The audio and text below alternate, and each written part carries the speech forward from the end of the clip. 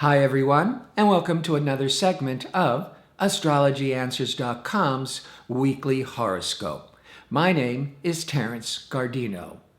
As I've been saying in these past weeks, Venus is retrograde until September the 6th, a time of testing relationships, complicating them.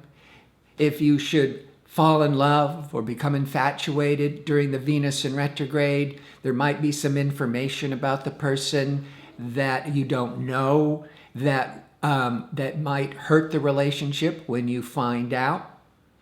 But this week we have an opportunity to heal any kind of problems and grievances.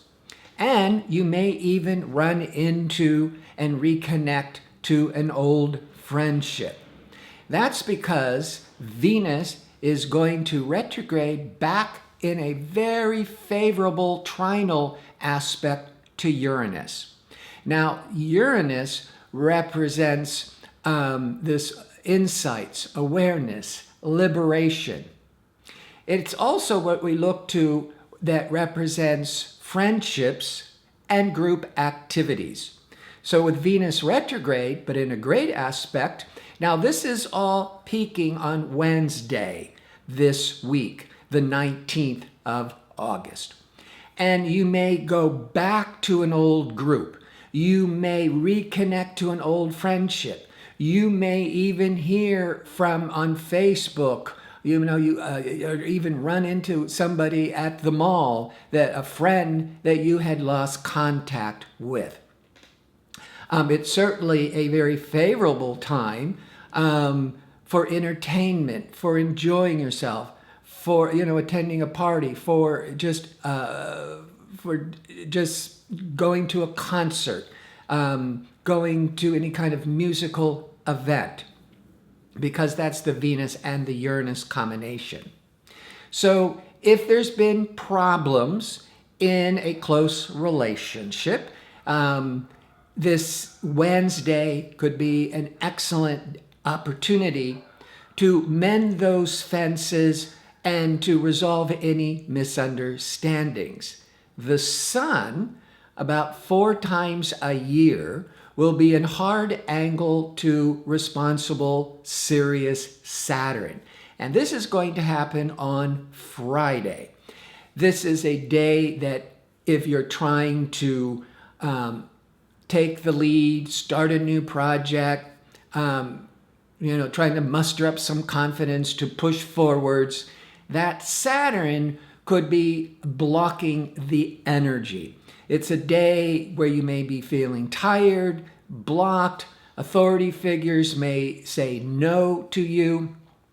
Now, this would be more favorable to just stay really focused and disciplined on existing work projects. And it might be more sluggish, you might be more tired, but you can get a lot done. You can be a lot more productive. You just don't want to start anything new or have any kind of, hopeful expectations, because the Saturn can discourage the goals and the aspirations that the Sun is going after.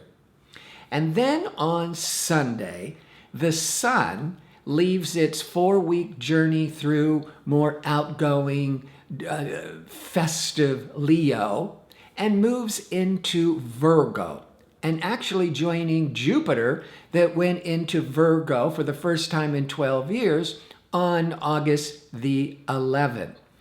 So every year in the northern latitudes, when the Sun goes into Virgo, the end of August through September, that is the time of harvest and harvesting the crops. For most of us, this is when we go back to school, or the summer vacations are wrapping up, or just all the laziness of the summer days. Again, if you're living north of the equator, and you're starting to think it's back to work. You got to get the kids ready for school. And maybe you want to get back into a more regular working mode. And that is what that Virgo energy is going to start putting a spotlight on. Virgo is, it's very useful, very practical. It's a work-oriented sign. But now that Jupiter, once every 12 years, is in Virgo, one might be inclined to take on more work, to find better working conditions. But Jupiter's always seeking knowledge. And this would be an excellent time for getting more on-the-job training or getting that degree for a specific work goal.